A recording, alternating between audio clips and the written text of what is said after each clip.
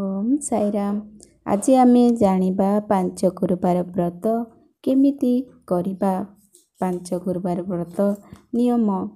ପାଞ୍ଚ ଗୁରୁବାର ବ୍ରତ ବିଧିପୂର୍ବକ କଲେ ତାଙ୍କୁ ଇଚ୍ଛା ଅନୁଯାୟୀ ଫଳ ମିଳିଥାଏ। ଶ୍ରୀ ସାଇବାବାଙ୍କ ପ୍ରତ୍ୟେକ ଦେବତା ସ୍ୱରୂପ ଅଟନ୍ତି। ତେଣୁ ସାଇବାବାଙ୍କ ଉପରେ ବିଶ୍ୱାସ ରଖୁଥିବା, ଶ୍ରଦ୍ଧା ପ୍ରକଟ କରୁଥିବା ଭକ୍ତମାନେ ପାଞ୍ଚ ଗୁରୁବାର ବ୍ରତ ବିଧିପୂର୍ବକ କଲେ ତାଙ୍କୁ ଇଚ୍ଛା ଅନୁଯାୟୀ ଫଳ ମିଳିଥାଏ। ପ୍ରଥମେ ବାବାଙ୍କ ଫଟୋ ପାଖରେ ନତମସ୍ତକ ହୋଇ ବାବାଙ୍କ ଆଶୀଷ ଭିକ୍ଷା କରନ୍ତୁ। ଆପଣଙ୍କର ମନସ୍କାମନା ବାବାଙ୍କୁ ଜଣାନ୍ତୁ ଏବଂ ଶ୍ରଦ୍ଧା ଭକ୍ତିର ସହିତ ପାଞ୍ଚ ଗୁରୁବାର ବ୍ରତ କରିବାକୁ ସଂକଳ୍ପ କରନ୍ତୁ। ସାଇବାବା ବହୁତ ଦୟାଳୁ, ମନବାଞ୍ଛା ପୂରଣକାରୀ କଳ୍ପତରୁ ଅଟନ୍ତି। ସାଇବାବା ହେଉଛନ୍ତି ଦୟାଳୁ। ଏହି ବ୍ରତର ନିୟମ।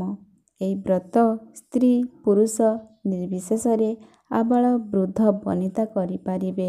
ଏହି ବ୍ରତ ଜାତି ବର୍ଣ୍ଣ ଧର୍ମ ନିର୍ବିଶେଷରେ ସମସ୍ତେ କରିପାରିବେ।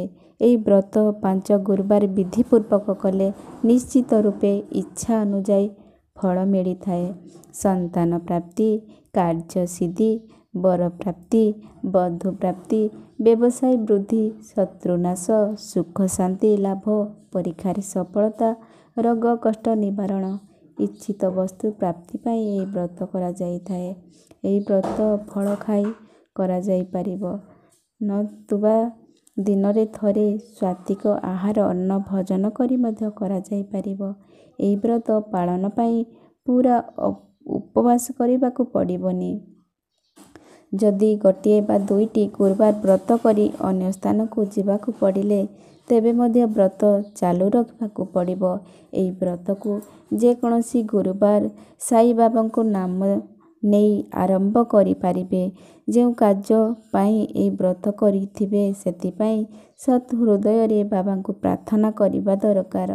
ପ୍ରଥମେ ଓମ୍ ଶ୍ରୀ ସାଇନାଥାୟ ନମଃ ମନ୍ତ୍ର 11 ଥର ପଢ଼ିବେ। ତାପରେ ଶ୍ରୀ ସାଇଙ୍କର ପ୍ରାର୍ଥନା ବୋଲିବେ ଓ ବାବାଙ୍କ ନିଜର ମନସ୍କାମନା ଜଣାଇବେ। ସକାଳ କିମ୍ବା ସନ୍ଧ୍ୟାରେ ସ୍ୱଚ୍ଛ ବସ୍ତ୍ର ପରିଧାନ କରି ଯେକୌଣସି ଶୁଦ୍ଧ ଆସନରେ ହଳଦିଆ ରଙ୍ଗର କପଡ଼ା ପକାଇ ତା ଉପରେ ସାଇବାବାଙ୍କ ଫଟୋ ରଖି ସ୍ୱଚ୍ଛ ପାଣିରେ ବାବାଙ୍କର ଫଟୋକୁ ପୋଛିଦେବେ।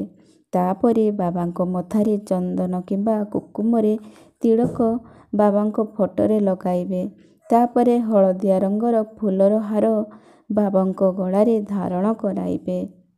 ଧୂପ ଓ ଘିଅ ଦୀପ ଦେଇ ସାଇଙ୍କ ପ୍ରାର୍ଥନା କରିବେ। ତାପରେ ସାଇବାବାଙ୍କୁ ଶ୍ରୀ ସାଇଙ୍କର ସକଳ ମନୋରଥ ସିଦ୍ଧି ଯନ୍ତ୍ର ଦର୍ଶନ କରି ବାବାଙ୍କୁ ସ୍ମରଣ କରିବ। ତାପରେ ପ୍ରସାଦରେ ଫଳ, ମିଠା କିମ୍ବା ମିଶ୍ରି ଭୋଗ ଲଗାଇବେ ଓ ପ୍ରସାଦ ବାଣ୍ଟିଦେବେ।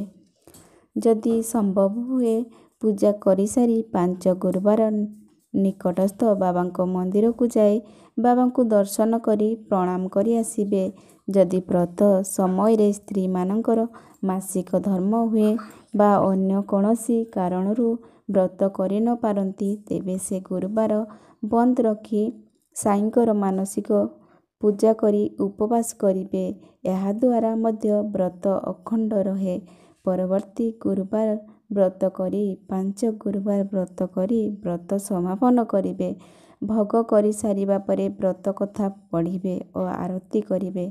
ବାବାଙ୍କ ପାଖରେ ମାନସିକ କରି ଗୋଟିଏ ନଡ଼ିଆ ସାଲୁକନାରେ ବାନ୍ଧି ରଖିବେ।